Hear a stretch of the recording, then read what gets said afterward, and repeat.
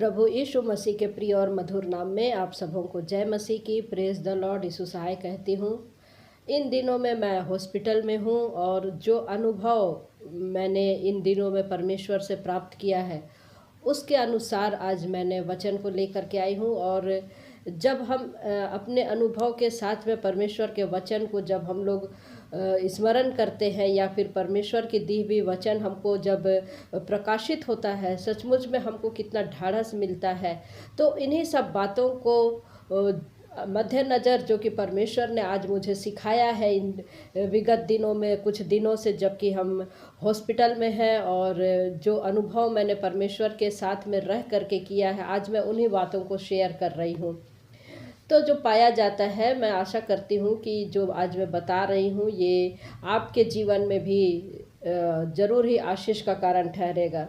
तो पाया जाता है श्रेष्ठ गीत 8वां अध्याय उसका 5वां पद, श्रेष्ठ गीत 8 उसका 5 क्या कहता है? यह कौन है जो अपने प्रेमी पर टेक लगाए हुए जंगल से चली आती है? यह कौन है जो अपने प्रेमी पर टेक लगाए हुए जंगल से चली आती है? मेरे प्रिय भाइयों और बहनों, हम लोग देखते हैं कि जंगल क्या है, जंगल से कौन चली आ रही है।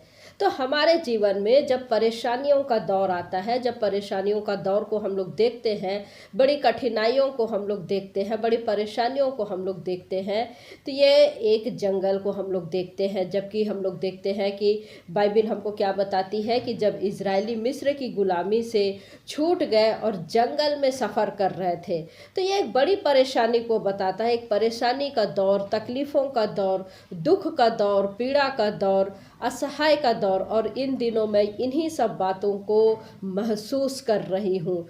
मैंने बताया कि मैं हॉस्पिटल में हूँ और इन्हीं सब बातों को मैं महसूस कर रही हूँ। और एक जंगल का दौर क्या कहता है? यह कौन है जो अपने प्रेमी पर टेक लगाए हुए जंगल से चली आती है? और ये क्वेश्चन मार्क यहाँ पर हमको वचन बताता है। तो परमेश्वर जो है हमको बहुत बार शिक्षित करने के लिए, परमेश्वर जो है हमको बहुत बार अपने रास्ते को दिखाने के लिए, बहुत बार हमको अपने से परिचय कराने के लिए, हमारे जीवनों में बहुत बार हम देखते हैं कि सेवकाई में अपने आप को दिखाने के लिए, हमको शिक्षित करने के लिए, परिवार में बहुत बार हमको ऐसा शिक्षित करने के लिए परमेश्वर जो है जंगल का सफ़र या जंगल के दौर से होकर के हमको ले जाता है, जहाँ पर कमी बहुत होती है, जहाँ पर घटी बहुत होती है।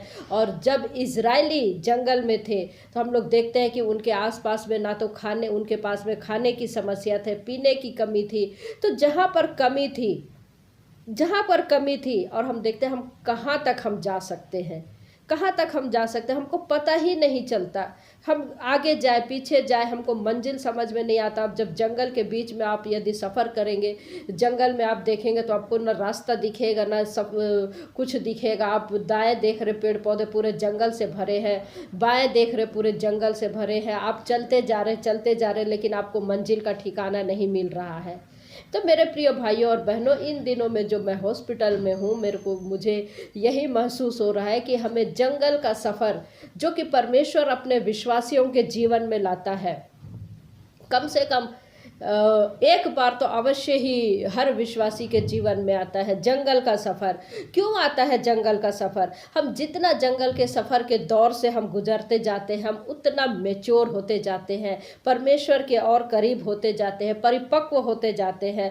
तो परमेश्वर जो है हम में से हर एक के विश्वासी के जीवन में, हर एक विश्वासियों के जीवन में जंगल का दौर को लाता। हाँ, अलग अलग जंगल हो सकता है, किसी के जंगल कम हो सकते हैं, किसी के जंगल ज़्यादा हो सकते हैं, लेकिन अवश्य ही जंगल का दौर को हम लोग देखते हैं, डिफरेंट रास्ता को हम लोग देखते हैं। हर एक पर्टिकुलर व्यक्ति के लिए परमेश्वर जो है जंगल को लाता है। हम पुराने नियम में हम देखें, यदि दाऊद के जीवन में हम देखें, मूसा के जीवन में देखें, दानियल के जीवन में देखें, अय्यूब के जीवन में देखें, सबके जीवन में परमेश्वर जो है जंगल का दौर को लाता। क्यों लाता है? क्योंकि हम और आप जो है परिपक्व हो सके, मैच्योर हो सके। एक तरह से जो है हम होपलेस फील करते हैं और परमेश्वर हमको वहाँ तक जाने देता है, हमको वहाँ तक जाने देता है। और हम जो है व्यक्ति जो है चलता जाता है। आयत क्या कहती है? कौन है जो अपने प्रेमी पर टेक लगाए हुए जंगल से चली आती है, जंगल से चली आती है। टेक लगाए हुए। तो मेरे प्रिय भाइयों और बहनों, टेक की ज़रूरत किसे पड़ती है?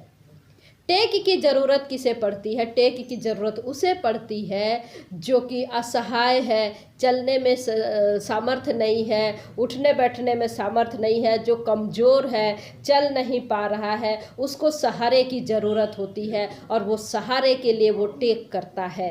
तो परमेश्वर हमारे जीवन में ऐसे स्थान पर लाता है जहाँ हम चूर चूर हो जाते हैं, बिल्कुल होपलेस हो जाते, बिल्कुल होपलेस हो जाते हैं, थक जाते हैं, हरापन सा महसूस करते हैं।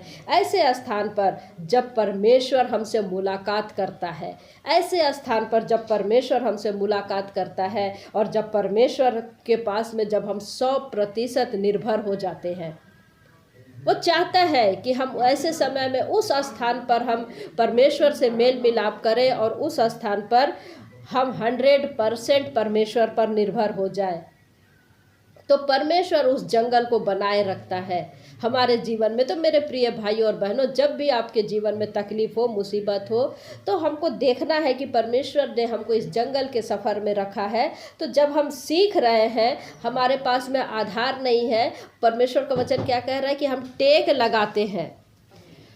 परमेश्वर चाहता है कि हम सीखें और जब हम सीख जाते हैं, परमेश्वर हमारा सहारा बन जाता है, परमेश्वर हमारा आधार बन जाता है, परमेश्वर हमारा आश्रय बन जाता है और फिर हम टेक लगाना सीख जाते हैं या टेक लगाना शुरू करते हैं। क्या कहता है? क्वेश्चन क्या है? ये कौन है? कौन है? और इसका आंसर क्या है? मैं और आप जो परमेश्वर पर विश्वास करते हैं। मैं हो सकते हैं, आप हो सकते हैं, कलीसिया हो सकती है जो परमेश्वर पर टेक लगाती है। कहाँ से आ रही है? जंगल से चली आती है, जंगल की ओर से चली आ रही। किस तरफ से आ रही है? जंगल की तरफ से। तो अभी तक जो कि मैं और आप दुख में थे, तकलीफ़ों में थे, लेकिन वहाँ परमेश्वर मुलाकात करता। कहाँ पर? बीमारियों में, कहाँ पर? लाचारी में, कहाँ पर? असहायता में। कहाँ पर परमेश्वर है? जब हम पूरी तरीके से परमेश्वर पर डिपेंड हो जाते हैं, परमेश्वर उस अवस्था तक हमको वो लेकर के आता है ताकि मेरी और आपकी मुलाकात परमेश्वर से हो सके। और फिर परमेश्वर जो है अपना कार्य करता है और हमको जो है उस जंगल के सफ़र से बाहर निकालता है। हालेलुया। ये कौन है? ये प्रेमी, अपने प्रेमी पर टेक लगाए हुए है। हमारा प्रेमी कौन है? क्या कहता है? जो अपने प्रेमी पर टेक लगाए हुए, अर्थात हमारा प्रेमी प्रभु यीशु मसीह पर, जो कि हम उसकी दुल्हन है। ये कौन है? जो मुझ पर अर्थात परमेश्वर पर, अपने प्रेमी पर टिक लगाए हैं। कहाँ से चली आ रही है? जंगल से चली आ रही है, जंगल से कर चली आ रही है। यहाँ क्वेश्चन मार्क है मेरे प्रियो, कौन है जो जंगल से चली आ रही है? अर्थात मैं और आप जो वचन को पढ़ते हैं। ये कौन है जो परमेश्वर पर टेक लगाए हुए? यदि टेक लगा है तो परमेश्वर का धन्यवाद। बहुत इंपॉर्टेंट बात बोलने जा रही हूँ। यदि आपने टेक लगा लिया है इन दिनों में तो परमेश्वर का धन्यवाद। और यदि परमेश्वर पर टेक लगाना बाकी है तो परमेश्वर तब तक वहाँ रखेगा जब तक आप उस पर डिपेंड नहीं हो जाते, उस पर निर्भर नहीं हो जाते, जब तक आप उसके सहारे चलना शुरू नहीं कर देते। और जिस दिन आपका टेक परमेश्वर पर आएगा ना, ये जंगल आपके पीछे छूटता चला जाएगा। जब परमेश्वर पर आप टेक लगाते हैं, परमेश्वर पर आप 100% निर्भर हो जाते हैं, तो आपका जंगल जो है पीछे छूटता चला जाता है, छूटता चला जाता है और छूटता चला जाता है और हम बाहर की ओर आ जाते हैं। हालेलुया। तो ये जंगल एक विश्वासी के जीवन में आने वाला है, आने देता है परमेश्वर। और आपका जंगल और मेरा जंगल फ़र्क हो सकता है, अलग अलग हो सकता है, लेकिन हर एक विश्वासी के जीवन में जंगल आना तय है ताकि परमेश्वर हमको शिक्षित कर सके, वो हमको सिखा सके, अपने तरीके से सिखा सके, वो हमको सिखा सके और परमेश्वर हमको आगे लेकर के जाना चाहता है। परमेश्वर इजराइलियों को जंगल में से ले करके गया। हम देखते हैं व्यवस्था विवरण 8 उसका दूसरा में क्या कहता है, 2-3 पद क्या कहता है, ये स्मरण रख कि तेरा परमेश्वर यहोवा 39 दिनों में तुझे जंगल के मार्ग में से इसलिए ले आया। किस लिए ले आया? क्योंकि परमेश्वर के पास में एक प्लानिंग है आपके लिए, इसलिए ले करके आया। यदि परमेश्वर चाहता तो मिस्र देश से निकाल करके सीधे कनान तक पहुंचा देता, सीधे पहुंचा सकता था, ले जा सकता था, क्योंकि परमेश्वर है, वो कुछ भी कर सकता है। तो क्वेश्चन है कि परमेश्वर क्या कर रहा है यहाँ, इसलिए ले आया कि वह तुझे क्या करे, नम्र बनाए। सबसे पहला जो है वो किस लिए ले आता है कि वो चाहता है कि मैं और आप नम्र बने। परमेश्वर का वचन हम लोग जब देखते हैं, परमेश्वर ने इजरायलियों को कहा था कि मिस्र की गुलामी में से निकाल करके मैं छुड़ाऊंगा और प्रतिज्ञा के देश में पहुंचाऊंगा, लेकिन कितने दिन में ये नहीं बताया। 40 साल तो नहीं लगते, अवश्य ही 40 साल नहीं लगते। आपको पता है क्यों? क्योंकि कितने साल लगेंगे ये इजरायलियों पर डिपेंड था।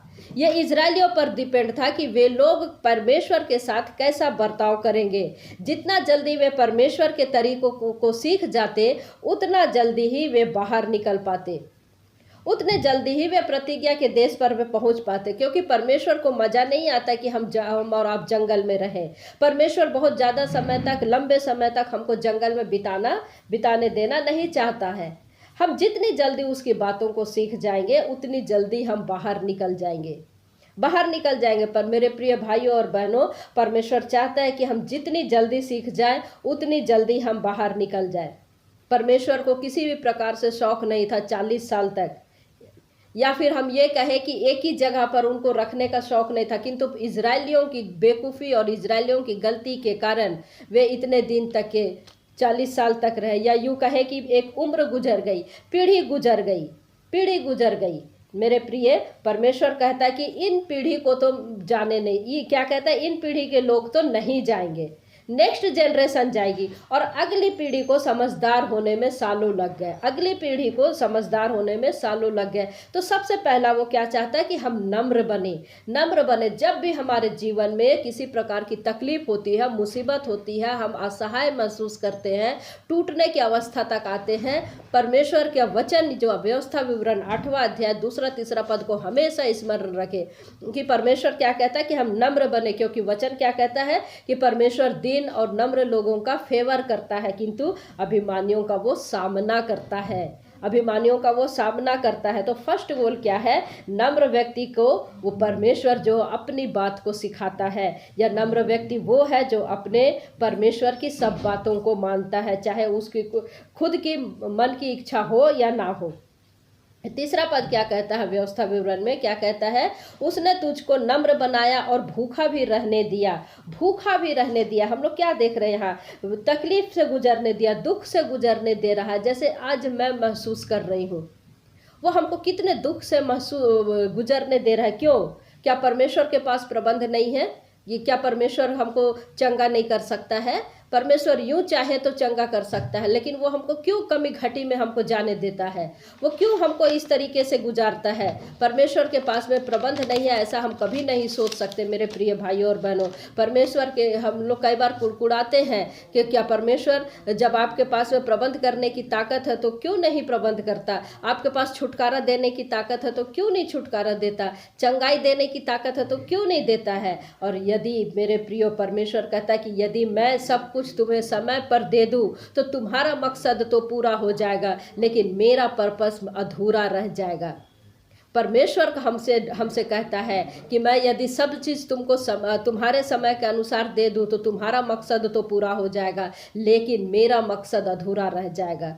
तो मैंने तुझको नम्र बनाया और भूखा भी रहने दिया। क्या कहता है उसके बाद आगे? क्या कहता है? फिर वह मन्ना जिसे न तू और न तेरे पुरखा ही जानते थे, वही तुझको खिलाया। देखिए परमेश्वर कितना अच्छा हमको वचन से हमको दृढ़ करता है, वचन से हमको सामर्थ्य देता है।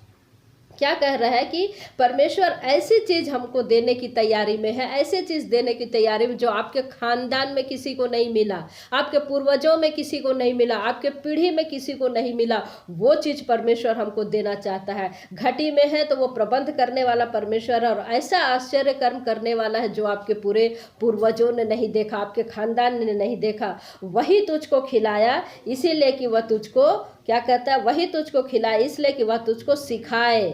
वह तुझको सिखाए। तो पहला गोल परमेश्वर का क्या है कि वो हमको सिखाता है, और इसलिए परमेश्वर हमको जंगल में लाता है ताकि हम उसके द्वारा शिक्षित हो जाए। शिक्षित अर्थात क्या होता है कि परमेश्वर का सिखाने का मकसद एक ही है कि हम पूरी तरीके से उस पर निर्भर हो जाए, सब बातों में हम निर्भर हो जाए। उसके बाद वचन क्या कहता है कि मनुष्य केवल रोटी ही से नहीं जीवित रहता, परंतु जो जो वचन यहोवा के मुख से निकलते हैं उन्हीं से वह जीवित रहता है।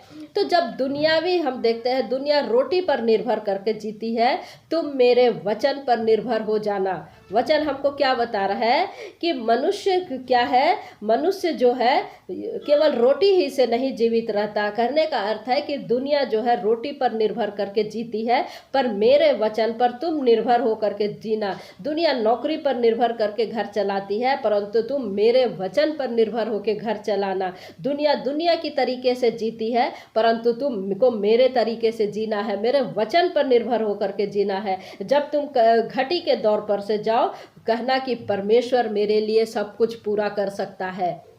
जब तुम बीमारी की अवस्था से होकर के जाओ, कहना कि परमेश्वर मुझे चंगाई देता है, जो मुझे सामर्थ्य देता उसमें मैं सब कुछ कर सकती हूँ, सब कुछ कर सकता हूँ। तो मेरे प्रिय भाइयों और बहनों, यहाँ पर परमेश्वर कह रहा है कि हम पूर्ण रूप से उस पर निर्भर हो जाए, पूर्ण रूप से निर्भर हो जाए।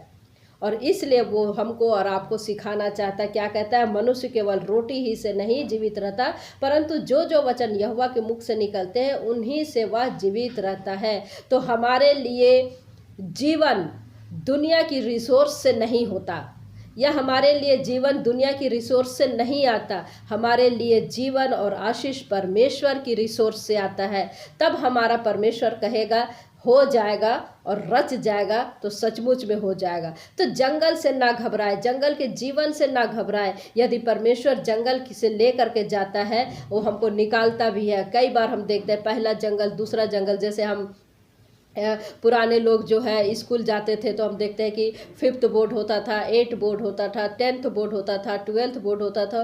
तो एक जंगल 5वीं क्लास की बोर्ड, दूसरा जंगल 8वीं क्लास की बोर्ड, 10वीं क्लास की बोर्ड। इस प्रकार से हमारा क्या है, 12th क्लास के बाद में कनान स्कूली लाइफ में। तो मेरे प्रियो, हम एक ही जंगल में हमको फंसना नहीं है। कोशिश करते रहे कि परमेश्वर हमको एक के बाद जंगल में हमसे निकाले, नम्र बनाते जाए और हम जो है ऊंचाई की ओर जा सके। और परमेश्वर यही चाहता है कि हम जितना नम्र बने, हम उतने ऊंचाई को प्राप्त करते हैं। और क्या कहता, कोशिश करते रहे, परमेश्वर आपको एक के बाद आपको ऊंचाई पर लेकर के जाएगा। इसलिए वर्तमान में जो भी तकलीफें हैं आपके जीवन में, संघर्ष करते रहिए और वर्तमान के जंगल से मत घबराइए, क्योंकि जो कि वो लेकर के आया है तो वो निकालेगा भी। लेकिन यदि कोई दूसरा व्यक्ति जंगल में है तो उसके लिए सिर्फ और सिर्फ प्रार्थना करें। जब तक कि परमेश्वर आपको उसके लिए इंस्पायर ना करे, उसके लिए आप कुछ ना करें। कई बार हम देखते हैं कि हम परमेश्वर का स्थान लेने की कोशिश करते हैं और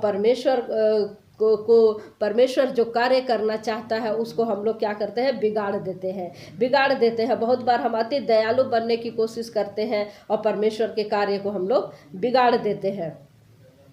देखिए हमको वचन क्या कहता है, उत्पत्ति में देखते हैं हम लोग, उत्पत्ति 21 उसका 9 पद से हम लोग देखते हैं आगे। हाजिरा और इस्माइल का निकाला जाना का वर्णन को हम लोग देखते हैं कि सारा जो कि हाजिरा को निकालती है उसके पुत्र के साथ में। और ये बात जो है अब्राहम को बहुत बुरा लगता है, उसको बहुत दुख लगता है। और ऐसे समय में हम लोग देखते हैं पति पत्नी की बात देखते हैं कि पत्नी की बात को पति को बुरा लगता है, हस्बैंड वाइफ में ताना तानी होता है। वही चीज़ को हम लोग यहाँ पर देख रहे हैं कि सारा की बात को जो है अब्राहम को बुरा लगता है। और यहाँ पर परमेश्वर जो है दृश्य में आता है। परमेश्वर क्या कहता है अब्राहम से कि उस लड़के और अपनी दासी के कारण तुझे बुरा ना लगे। अब्राहम, तुझे क्यों बुरा लग रहा है? उसके कारण तुझे क्यों बुरा लग रहा है? इस समय में जो सारा ने किया है वो अच्छा किया है। और आगे हम लोग देखते हैं कि कहाँ भटक रही है, बरशेबा के जंगल में। आगे जाते हुए हम लोग देखते हैं कि हाजिरा जो है बरशेबा के जंगल में भटक रही है। और जंगल में जाने के पहले जो है अब्राहम ने उसको क्या दिया है, उठ करके रोटी और पानी से भरी चमड़े की थैली हाजिरा को उसने दिया है। देखते हैं कि परमेश्वर जो कि दृश्य में आता है और हम लोग 12वां पद में देखते हैं, परंतु परमेश्वर ने अब्राहम से कहा, उस लड़के और अपनी दासी के कारण तुझे बुरा ना लगे, जो बात सारा तुझसे कहे उसे मान, क्योंकि जो तेरा वंश कहलाएगा वह इसहाक ही से कहलाएगा। और उसके बाद हम लोग देखते हैं कि अब्राहम जो कि उठ करके क्या करता है, तड़के उठ करके रोटी देता है, पानी से भरी हुई चमड़े की थैली देता है।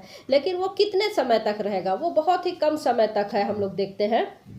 और फिर वो बरसेबा के जंगल में भटक रही है, फिर से वो भटक रही है, परेशान है, और अब्राहम का दिया हुआ रोटी और जल बहुत देर तक नहीं उसका साथ दे पा रहा है। इब्राहिम का जो प्रबंध है हमेशा के लिए उस पर ताउम्र जो है बना हुआ नहीं रह पा रहा। इब्राहिम की जो कोशिश है कि मैं इसके लिए बेहतर से बेहतर कर सकूं, वो उसको पूरे जीवन के लिए प्राप्त नहीं हो रहा है। वो हाजिरा जो कि बहुत तकलीफ में है, दुख में है, परेशानी में है, उसको समझ में नहीं आ रहा है कि वो क्या करे, कैसे करे। और वो क्या कर रही है कि अपने बेटे की स्थिति को वो देख रही है, मरे हुए की अवस्था में अपने बेटे को वो देख रही है, मैं क्या करूं, कैसे करूं। और क्या कहता है आगे जा करके 16 पद में, मुझको लड़के की मृत्यु देखनी ना पड़े। वह उसके सामने बैठी हुई चिल्ला चिल्ला करके रोने लगी। तब परमेश्वर ने उस लड़के की सुनी, और क्या कहता, उसके दूत ने स्वर्ग से हाजिरा को पुकार करके कहा, यदि इब्राहिम यदि हस्तक्षेप करता तो परमेश्वर उसको दिखाई नहीं देता, परमेश्वर उसके स्मरण नहीं आता। और क्या कहता है 19 पद में, परमेश्वर ने उसकी आंखें खोल दी। तो मनुष्य जो हमको सहायता करता है, मनुष्य जो हमारी हमको सपोर्ट करते हैं, वो बहुत समय तक नहीं रहता। जैसे अब्राहम की थैली और जल भरी हुई थैली और रोटी बहुत समय तक काम में नहीं आई, लेकिन परमेश्वर ने उसको क्या दिखाया, उसकी आँख खोली और कुआं दिखाया। मेरे प्रियो, थैले के भरे हुए रोटी, माफ़ कीजिएगा, थैले से भरा हुआ पानी वो लिमिटेशन में दिखाता है, लिमिट है, किंतु परमेश्वर का जो कुआं को दिखा रहा है वो स्रोत हम लोग देखते हैं, स्रोत जो कि कभी भी खत्म नहीं हो सकता, कभी भी खत्म नहीं हो सकता। तो मनुष्य पर आश्रित बहुत ज़्यादा करने के बजाय आप परमेश्वर पर आश्रित हो, ताकि परमेश्वर का स्रोत जो है हमको कभी भी कमी और घटी में नहीं लाता है, वो अनलिमिटेड है, अनलिमिटेड है। और वो उस लड़के से वही जंगल में उससे मिलता है, और क्या करता है, परमेश्वर उसको उसी जंगल में धनुर्धारी बना देता है। हम लोग होशे में देखते हैं 2 अध्याय 14 पद में क्या कहता है, मैं उसे मोह करके जंगल में से ले आऊँगा, मोह करके, आकर्षित करके जंगल में से, यानी तकलीफ़ों के दौर से मैं उसको निकाल लूँगा, और मैं उससे बातें करूँगा, मैं उससे शांति की बातें करूँगा, मैं उसे ढाढ़स दूँगा। कहाँ पर? वहीं पर क्या करेगा, उसको दाख की एक बारी नहीं, उसको बारियां दूंगा, और अकोर की तराई अर्थात जो निराशा है, जो परेशानियां हैं, उससे निकाल करके मैं आशा के द्वार तक पहुंचा दूंगा। और वहां पर वह मुझसे ऐसी बातें करेगी जैसे अपनी जवानी के दिनों में, अर्थात मिस्र देश से चले आने वाली के समय में कहती थी। यहोवा की यह वाणी है कि उस समय तू मुझे ईशी कहेगी और फिर बाली ना कहेगी। ईशी अर्थात क्या होता,